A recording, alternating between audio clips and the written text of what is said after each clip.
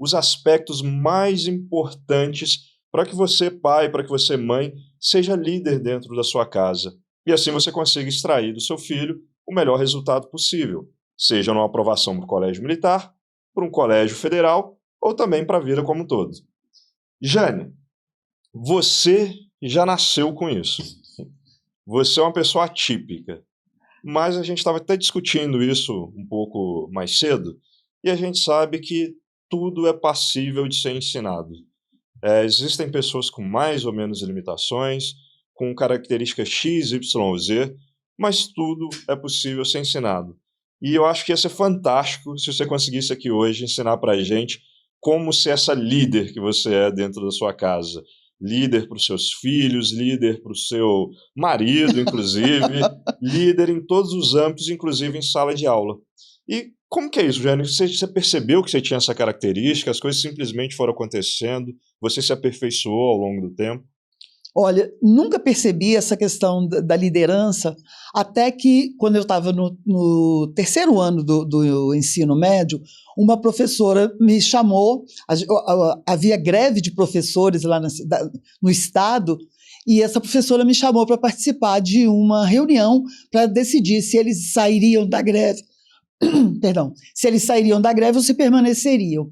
E eu fui nessa reunião.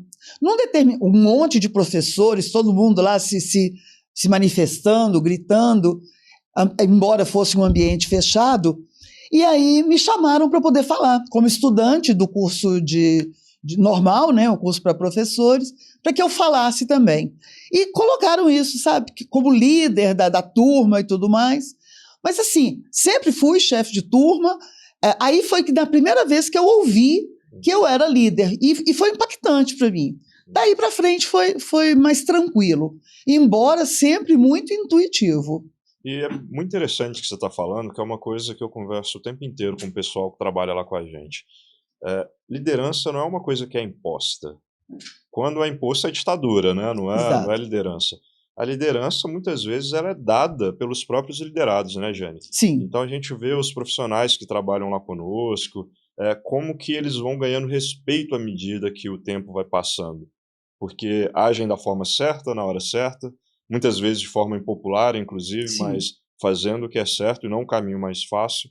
Isso faz com que as pessoas deem esse título de líder para eles no trabalho, né, Jane? E é interessante que o líder, ele não trabalha somente com os aspectos técnicos, por exemplo, um professor dentro de sala de aula. Ele tem um envolvimento emocional com os alunos também. Isso é muito importante. Essa empatia, ela tem que acontecer de uma maneira muito simbiótica. O aluno tem que entender o professor, mas o professor também tem que entender o aluno. Uhum. A gente estava comentando sobre isso também, né, Vitor? Como que um professor que é líder, um professor que assume a responsabilidade de querer transformar a vida do aluno, ele demonstra isso até de forma tácita mesmo ali para o aluno dentro de sala de aula, e ele acaba sendo fonte de inspiração e consegue essa transformação no aluno, né? O professor tem um papel extremamente importante tendo essas características, porque ele tem o poder, sendo liderança, adquirindo essa referência de potencializar o aluno ou deixá-lo numa zona de conforto. E isso não é algo que você faça de forma... É natural do líder. Essa que é a característica, igual você e a Jane agora estavam pontuando, que o líder tem essa característica dele que é espontâneo, igual a Jane falou assim, olha, em algum momento eu comecei a perceber isso, mas obviamente se ela chegou nesse ponto, é porque a liderança, na verdade, você não escolhe estar ali. Alguém te coloca como referência, você vira referência para as pessoas. Isso não é você que de certa forma se dá aquele título, não, você recebe aquele título. Uhum. Os liderados te escolhem. Então, por que um professor ele tem esse potencial de virar líder e ele se tornando líder, ele realmente modifica a vida de um aluno? Porque um aluno, quando ele percebe que tem um líder ali dentro, ele começa a tê-lo como referência. Uhum. E isso cria um envolvimento. O aluno se sente mais participante daquilo. Ele se sente mais motivado.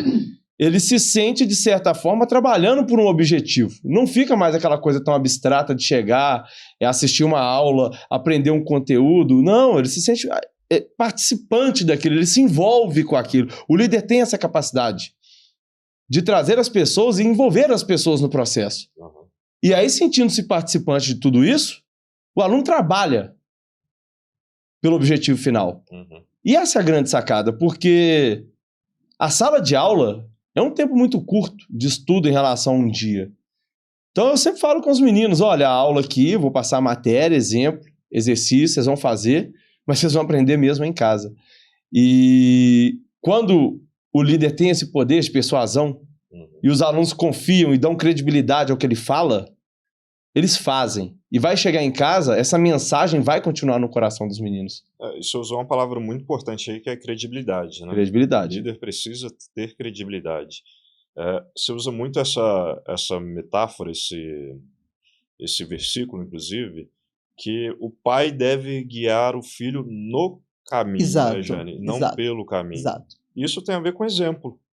E nada mais passa uma credibilidade tão grande quanto um bom exemplo. E os pais precisam dar bons exemplos para os filhos, né, Jane? É aquela história, o exemplo arrasta, né? A fala não adianta nada. Falar, falar, falar, ainda é muito interessante, porque as crianças menores, elas têm um tempo de concentração muito pequeno. Uhum. E os pais, às vezes, ficam lá fazendo aqueles discursos de 15 minutos, 20 minutos, contando a vida toda e sempre exaltando o lado dele para poder justificar certas atitudes negativas do filho. Isso não resolve. O exemplo arrasta. E eu gosto muito, quando eu estou trabalhando, quando eu estou conversando, eu gosto muito de contar historinhas. Uhum. Prende muito a atenção de todo mundo. Então, todo mundo fica. Ontem mesmo, por exemplo, eu entrei numa sala, a menina estava toda dormindo, aí eu comecei contando uma história para poder chegar onde eu queria. Ela levantou e ficou toda atenta. Então, eu sempre usei isso, tanto em casa com os meus filhos, quanto em sala de aula. Às vezes, histórias hipotéticas, mas parecendo para eles serem reais, para que eles pudessem, a partir dali, tirar um ensinamento e mudar uma determinada atitude.